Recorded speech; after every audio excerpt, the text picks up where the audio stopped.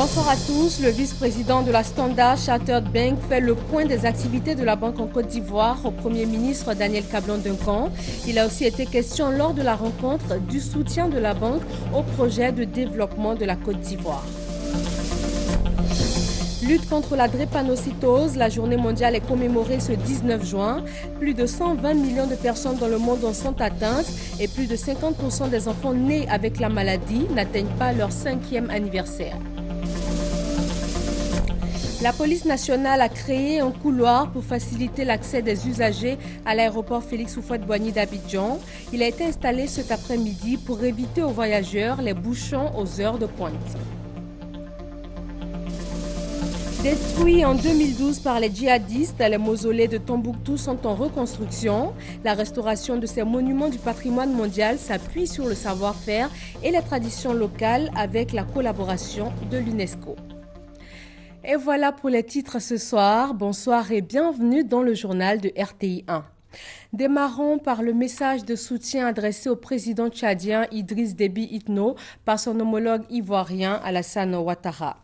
Monsieur le Président, j'ai appris avec une très grande émotion la triste nouvelle des tragiques attentats suicides perpétrés à N'Djamena le lundi 15 juin 2015 qui ont fait plusieurs victimes.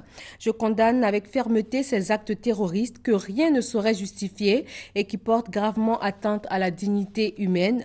Profondément touché par ce drame qui endeuille le Tchad, le gouvernement et le peuple ivoirien se joignent à moi pour exprimer à votre Excellence notre sincère compassion et nos condoléances les plus attristées, ainsi que nos vœux de prompt rétablissement aux blessés de ces malheureux événements.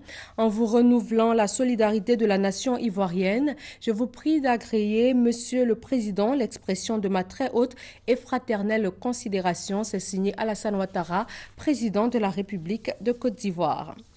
Le président de la Standard Chartered Bank a rencontré le Premier ministre ivoirien. Il a fait le point des activités de la banque en Côte d'Ivoire. Les deux hommes ont aussi parlé du soutien de la banque au projet de développement du pays. Hervé Blé. La Standard Bank va continuer de soutenir l'économie ivoirienne. C'est le message du vice-président Afrique de l'établissement bancaire au Premier ministre Daniel Cablon-Duncan. C'est accompagné de l'ambassadeur du Royaume-Uni en Côte d'Ivoire, Mark Bensberg, que Ebenezer Nessoka a été reçu par le Premier ministre. Tous deux ont exprimé au chef du gouvernement la confiance en que la Grande-Bretagne, mais aussi des sociétés britanniques, placent en la Côte d'Ivoire. Une confiance qui permet d'ailleurs à la Standard Bank de marquer son engagement à soutenir l'économie ivoirienne en finançant des projets dans différents secteurs. Nous avons plusieurs projets en cours, dont on compte faire beaucoup plus pour la Côte d'Ivoire parce qu'il y a cette possibilité de faire. Les projets sont dans le domaine d'énergie, très important pour la Côte d'Ivoire, d'eau potable, la technologie et dans le secteur financier aussi. Nous sommes en train de voir comment faire le maximum pour que beaucoup plus de citoyens ivoiriens participent dans le secteur financier. Donc peut-être c'est la technologie qui va faire la différence. Les hôtes du Premier ministre ont félicité le gouvernement ivoirien pour les succès économiques enregistrés. Ils se sont également félicités de ces actions et de celles des populations qui ont permis à l'économie de Côte d'Ivoire de redémarrer et de connaître aujourd'hui un taux de croissance de 8 à 9% avec un taux d'endettement assez bas. Le vice-premier ministre portugais est rentré dans son pays après une visite de 24 heures en Côte d'Ivoire. Avant de quitter Abidjan, Paulo Portas et Daniel Cablon-Duncan ont présidé la deuxième conférence Commission bilatérale ivoiro-portugaise. Cette commission bilatérale a été l'occasion de signature de conventions entre les deux gouvernements. Christelle Ménan.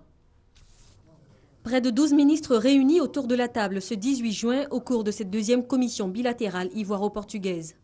Face à eux, une délégation portugaise conduite par le vice-premier ministre Paulo Portas. Cette commission bilatérale a été l'occasion d'explorer des pistes de coopération économique, mais aussi de signature de conventions. Le Portugal est en pleine relance économique, ce qui fait dire à son vice-premier ministre que ce réchauffement des relations ivoiro-portugaises arrive à point nommé. La situation financière s'est considérablement améliorée et le Portugal a récupéré son indépendance financière. Et je crois que c'est le bon moment, Monsieur le Premier ministre, pour anticiper nos relations, signer plus de mémorandums. Le Premier ministre Daniel Cablan-Duncan se réjouit de l'intérêt accordé à la Côte d'Ivoire et espère le retour de l'ambassade portugaise à Abidjan, ainsi qu'un accroissement des échanges commerciaux. En ce qui concerne la Côte d'Ivoire, nous souhaitons vraiment renforcer cette coopération et que Abidjan et la Côte d'Ivoire restent un point d'entrée important pour les entreprises, disons que portugaises en Afrique, et notamment en Afrique de l'Ouest. Après 3 accords signés en mars dernier à Lisbonne, une 4e convention liée à l'éducation a aussi fait l'objet de cette commission bilatérale. Nous souhaiterions bénéficier de la coopération des Portugais, surtout dans le domaine du numérique.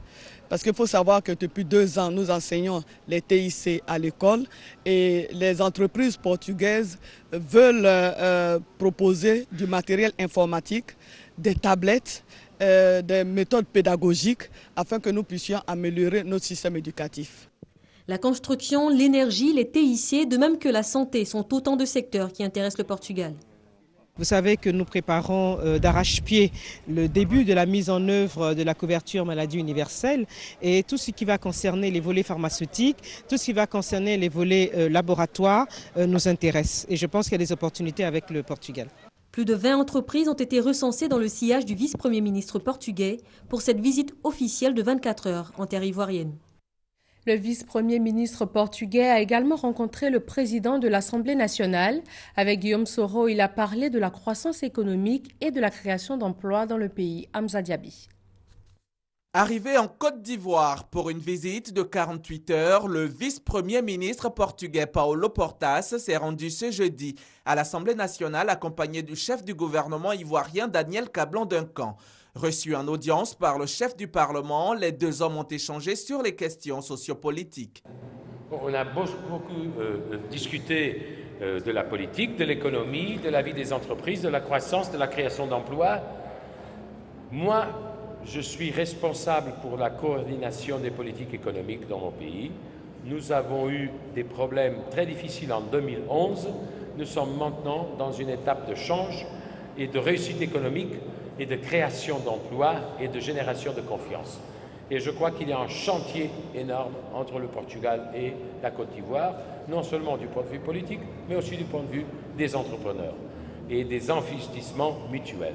Le Portugais dit apprécier le partenariat entre son pays et la Côte d'Ivoire. Avant de prendre congé de son hôte, Paulo Portas a salué les efforts de réconciliation entrepris par le président Alassane Ouattara.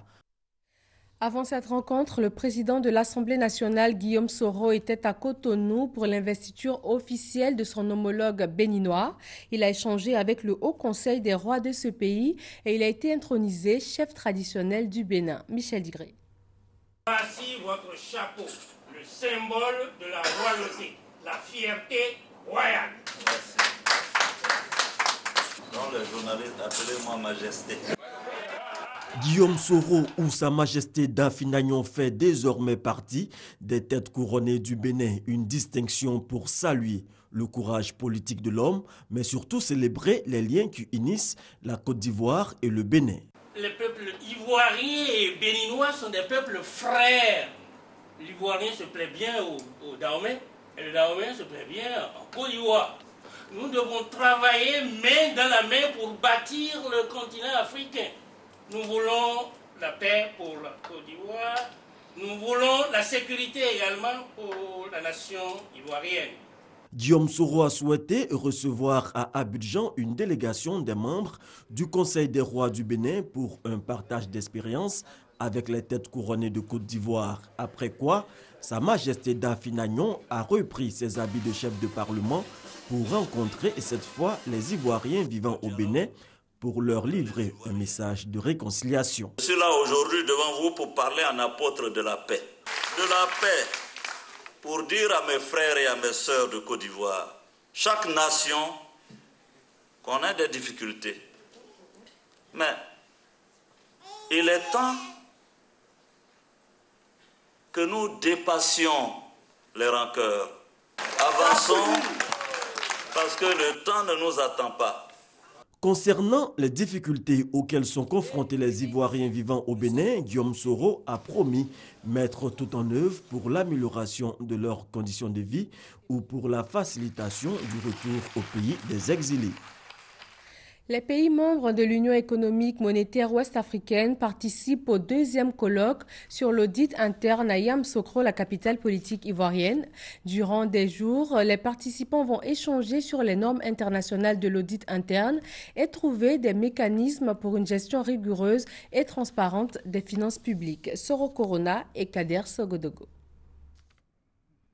Faire de la bonne gouvernance le socle du développement des pays de l'Union économique monétaire ouest-africaine à travers l'audit interne des administrations publiques.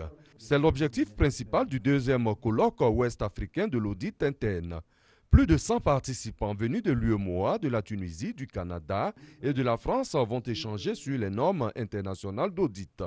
L'Institut de l'audit interne Côte d'Ivoire, l'Union francophone de l'audit interne et la Commission de l'UEMOA, par leur communication, ont montré la place de l'audit interne dans les administrations publiques. Pour ces experts, l'audit interne permet une gestion rigoureuse et transparente des finances publiques. Le ministre chargé du budget, Abouraman Sissé, président la cérémonie d'ouverture du colloque, a exhorté les participants à faire de ces travaux le lieu privilégié de la promotion de l'audit interne. Pour le ministre ivoirien chargé du budget, la Côte d'Ivoire a déjà pris des dispositions en la matière. Le gouvernement ivoirien s'est engagé en décembre dernier à mettre en œuvre les outils d'audit interne au sein de nos administrations. Nous avons à ce titre remis à chaque dirigeant social, donc notamment les DG et présidents de conseil d'administration, des feuilles de route en matière de bonne gouvernance. Ce forum sera l'occasion de voir quels sont les autres outils que nous pouvons éventuellement mettre en place de sorte à améliorer la gouvernance dans nos entreprises. Les comités d'audit ont effectivement été mis en place et les rapports de gouvernance seront disponibles dans quelques mois au fil de l'eau, entreprise par entreprise. L'Afrique est en plein développement et les 9 instituts d'audit de l'Afrique de l'Ouest ont perçu l'intérêt que l'audit interne peut apporter aux organisations publiques et privées. Une meilleure maîtrise des ressources financières. C'est inédit, la police nationale crée un couloir pour faciliter l'accès des usagers à l'aéroport Félix Houphouët-Boigny d'Abidjan. Il a été installé cet après-midi pour permettre aux voyageurs d'éviter les embouteillages aux heures de pointe. Mamadou Kouassi. Désormais, un couloir d'urgence pour accéder rapidement à l'aéroport Félix Houphouët-Boigny en cas d'embouteillage. Un dispositif de la police nationale. Pour tous ceux qui vont à l'aéroport, s'ils sont pris dans l'embouteillage, ce couloir leur est réservé. Qu'ils se déportent dans le couloir pour éviter les retards de vol. Même s'ils sont dans des véhicules de transport en commun comme les taxis-compteurs, ça ne pose pas de problème. Pourvu qu'ils partent à l'aéroport, ils peuvent emprunter le couloir. Ce couloir sera opérationnel tous les jours à partir de 16h.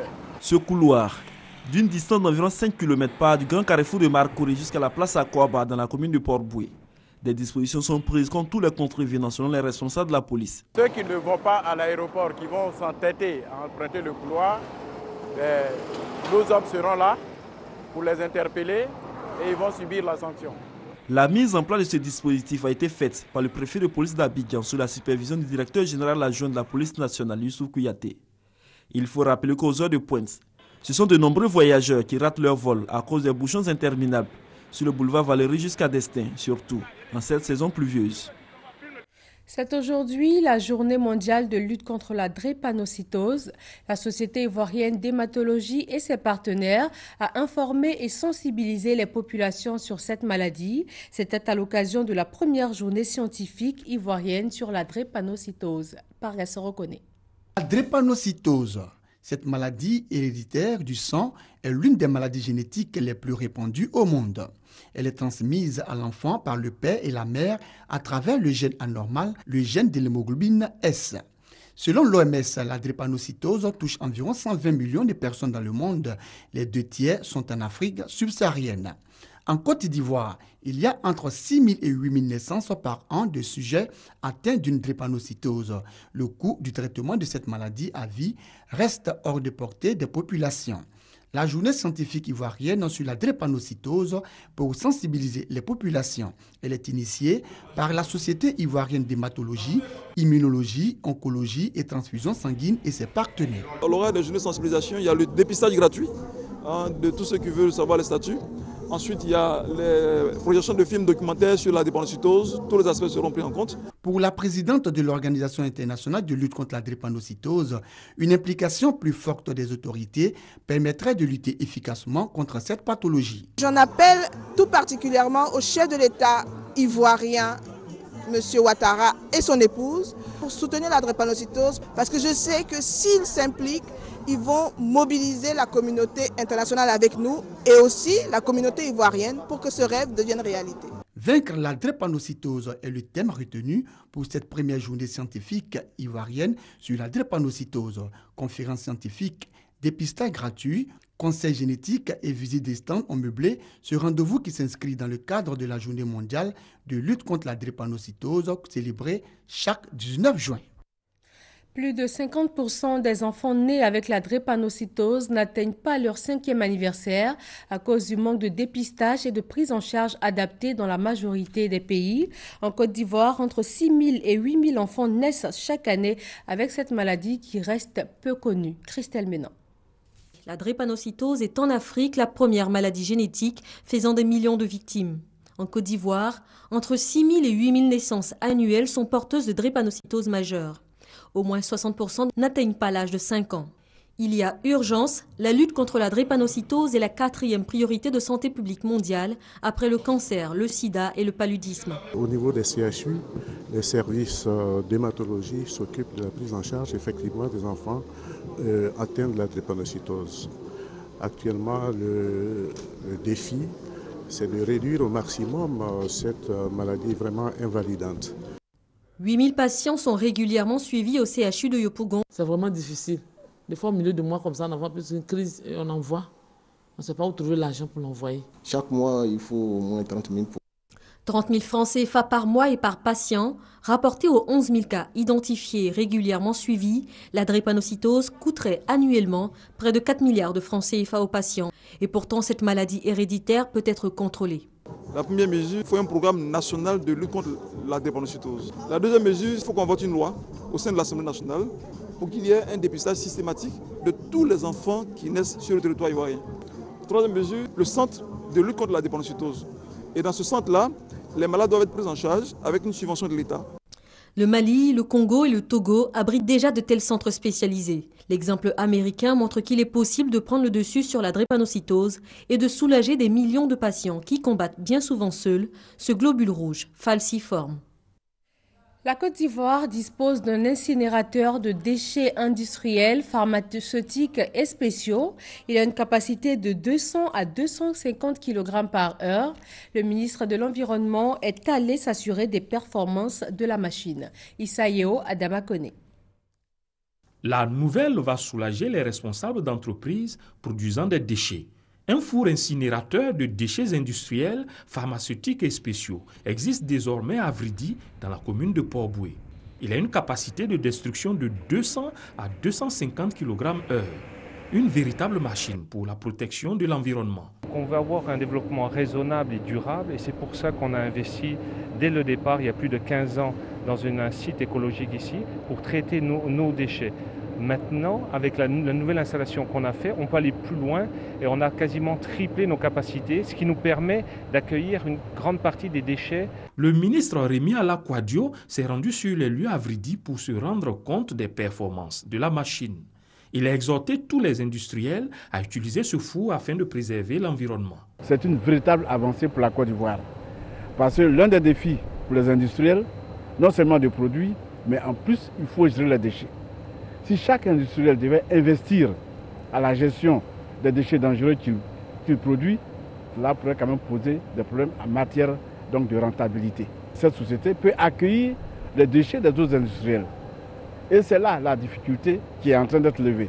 Installé en avril 2015, c'est le premier four incinérateur moderne de la sous-région ouest-africaine. Du matériel agricole d'un coût de 20 millions de nos francs offert aux agricultrices du département de Dabakala. Le ministre de l'Intégration africaine et des Ivoiriens de l'extérieur entend ainsi participer à une lutte efficace contre la misère et l'insécurité alimentaire. Soro Corona et Kader Sogodogo. Des tricycles pour le ramassage des productions agricoles, des motopompes pour l'amélioration de la culture vivrière. Ce don est du ministre de l'Intégration africaine et des Ivoiriens de l'extérieur aux femmes agricultrices du département de Dabakala. Coût global du don, plus de 20 millions de francs CFA. Venus de Niéméné, Bassawa, Fumbolo, Boniere-Dougou, Satama Sokoro et Satama Sokura, pour réceptionner le don, les femmes ont exprimé leur gratitude au ministre Ali Koulibaly. Pour ces femmes rurales, ce don va améliorer leurs revenus. Ces nombreux cadeaux à nous remis ce jour sont effectivement des équipements dont nous avons besoin pour réduire la pénibilité des travaux. Pour nous, c'est simplement la matérialisation de l'affection que nous porte notre illustre fils. Les différents intervenants ont félicité le ministre Ali Koulibaly pour le soutien constant qu'il ne cesse d'apporter aux femmes du département de Dabakala. Un soutien qui s'inscrit dans le cadre de l'amélioration des conditions de vie et de travail des femmes. Représentant le ministre de l'Intégration africaine et des Ivoiriens de l'extérieur, Koulibaly Aminata Ouattara a exhorté les femmes à cultiver l'esprit associatif et coopératif. Pour la directrice de cabinet, seuls les regroupements peuvent permettre au gouvernement et bailleurs de fonds de soutenir les femmes rurales. Le ministre de l'Intégration africaine et des Ivoiriens de l'extérieur n'est pas à sa première action pour l'épanouissement des femmes du département de Dabakala. Poursuivons avec ce communiqué du comité d'organisation des visites d'État du président de la République. Dans le cadre des préparatifs de la visite d'État du président de la République dans les régions d'Unzi et du Moronou, le ministre d'État, ministre de l'Intérieur et de la Sécurité invite les élus et cadres des dites régions à prendre part à la réunion d'information qui aura lieu le mercredi 24 juin 2015 à 16h à la salle Félix Houphouët-Boigny de l'hôtel du district d'Abidjan. En raison de l'importance de cette rencontre, la présence de tous est vivement souhaitée. Le présent communiqué tient lieu de convocation individuelle. Le bureau politique du PDCI RDA s'est réuni hier jeudi. Au cœur de la rencontre, le bilan des activités du secrétariat exécutif des 2 premiers trimestres de l'année 2015. Thomas Guessambi. Rencontre pour jeter un regard rétrospectif sur le fonctionnement du Parti démocratique de Côte d'Ivoire. C'est un grand nombre que les membres du bureau politique de ce parti répondent à la convocation d'Henri Konan Bédié, président du parti. Au centre de la rencontre, le bilan des activités du secrétariat exécutif des 2 derniers trimestres de l'année 2015. Le secrétaire exécutif Maurice Kakougi-Kayoué passe en revue le 5e congrès extraordinaire du 28 février dernier sur l'appel de Daoukro, la convention d'investiture du candidat du RHDP tenue le 25 avril dernier et les assemblées générales de la jeunesse du PDCI et de l'Union des femmes du PDCI. En appréciant le travail abattu par le secrétariat exécutif, le président Henri Konan Bédié appelle tout de même le parti à aller au bout de ses engagements. À présent que nous avons terminé l'organisation pratique de notre formation politique, nous devons engager le combat de la formation politique. Nous devons également nous pencher sur l'aspect financier de notre association. Une association comme la nôtre doit fonctionner grâce à ses recettes propres et singulièrement les cotisations de ses membres.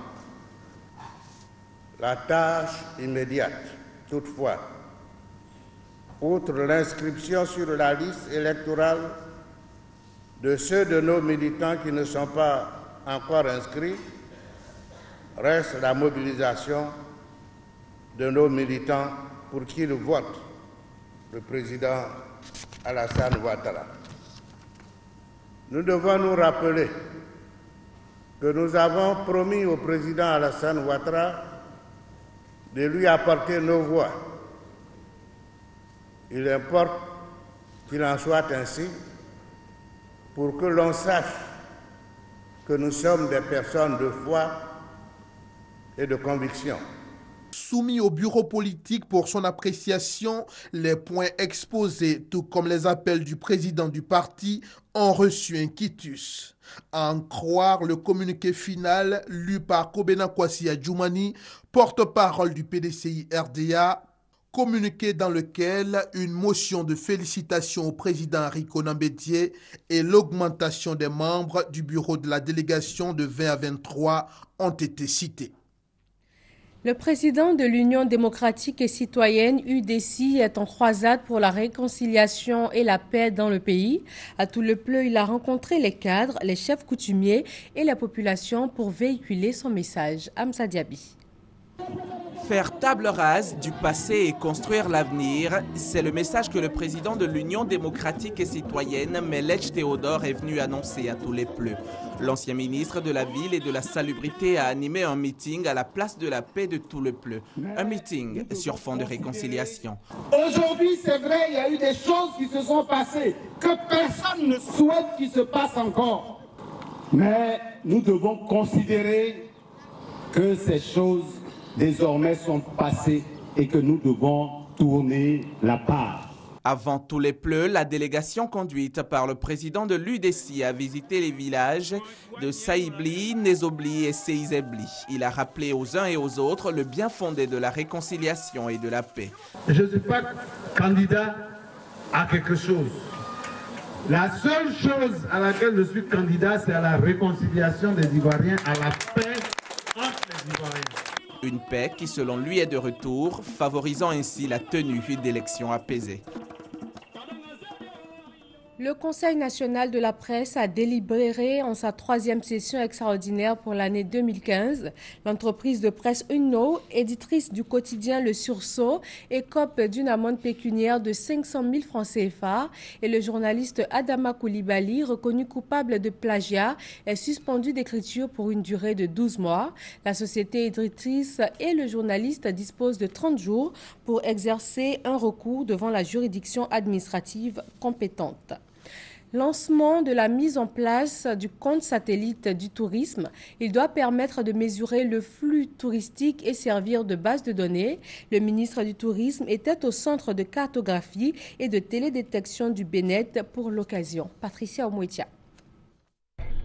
Le tourisme est un amalgame de diverses branches d'activités telles que le transport, l'hébergement, la restauration, les loisirs et spectacles et les agences de voyage. Le compte satellite du tourisme est un nouvel instrument statistique conçu pour mesurer ses biens et services. L'objectif du ministère du Tourisme est de disposer de données fiables et périodiquement actualisables en vue de mesurer la contribution du tourisme à l'économie nationale. Le flux touristique, d'une part, en interne, de l'extérieur, et les revenus vraiment bien précis du tourisme dans les différents secteurs de l'économie ivoirienne. C'est une étude qui va durer une douzaine de mois. Donc on pense que d'ici le mois de juin 2016, on sera à mesure d'avoir des données précises sur notre secteur d'activité. Une étude menée par le Bénet avec la mise en place d'un comité de pilotage et d'un comité technique pour le suivi du projet. Le ministère voudrait savoir avec des chiffres, des statistiques précises, le nombre de touristes, ça la contribution du tourisme à l'économie. C'est donc cette étude qui a été confiée au BNET et on appelle ça donc les comptes satellites du tourisme. L'Organisation mondiale du tourisme recommande l'élaboration des comptes satellites du tourisme. Seulement 4 pays africains ont réussi à élaborer leurs comptes satellites du tourisme. L'Afrique du Sud, le Maroc, le Gabon et la République démocratique du Congo. Il est donc primordial pour la Côte d'Ivoire de disposer d'outils nécessaires au management du développement touristique. Le concours Talents de demain valorise le savoir-faire des jeunes dans le domaine de la publicité. La remise du prix de la créativité Martine Kofi-Studer a eu lieu au CERCOM de l'université Félix Houphouët-Boigny de Cocody. Détruits en 2012 par les djihadistes dans le nord du Mali, les mausolées de Tombouctou sont en reconstruction.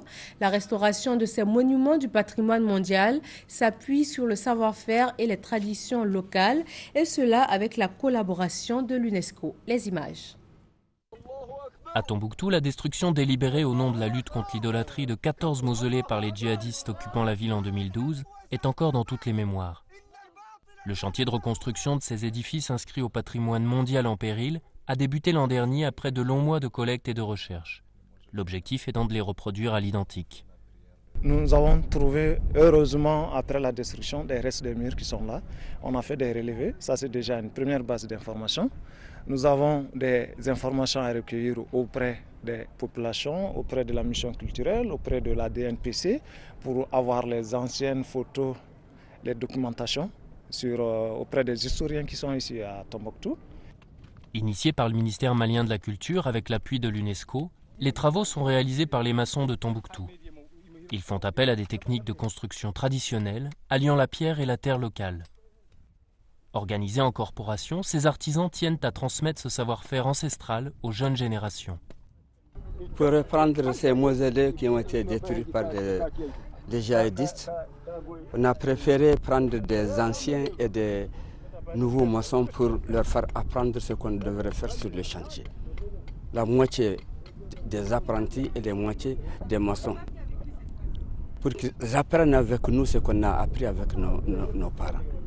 Au-delà de leur valeur architecturale, ces mausolées sont de véritables lieux de mémoire. Ils rendent hommage aux érudits qui ont contribué à la grandeur de la ville. Ali Ould Sidi est historien. Il a dirigé pendant 20 ans la mission culturelle de Tombouctou. Pour les Tombouctiens, les mausolées constituent le rempart. Psychologiquement, c'est le système de protection de la ville. Évidemment, la structure bâtie qui est là, c'est un savoir-faire aussi, c'est un style de construction, c'est le génie du maçon.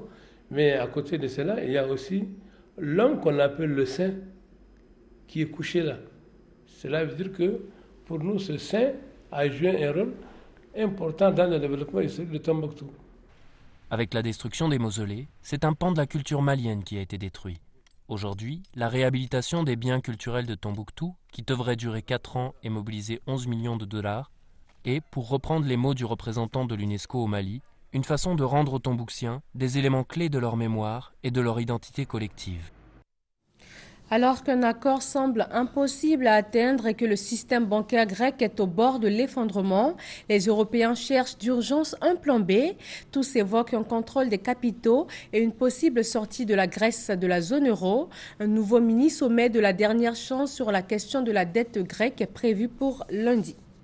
Merci d'avoir suivi ce journal. Retrouvez Ami Koulibaly à 23h pour un prochain point de l'actualité sur RTI 1.